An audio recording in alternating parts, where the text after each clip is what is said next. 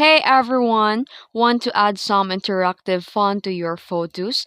Today I'm going to show you how to create AR filters with Meta Edits AI. Let's get started. First, launch the Meta AI app on your device. Then here on the left side of the screen, tap the plus icon to start creating and choose a photo from the gallery that you want to enhance with AR filter. And then here in the prompt box, describe the AR effect that you want to create, like this example prompt here.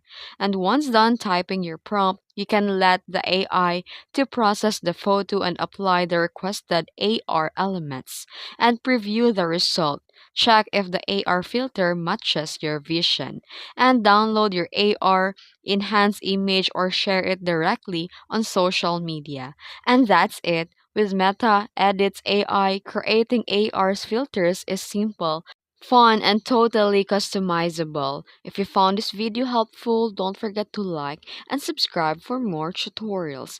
Thanks for watching.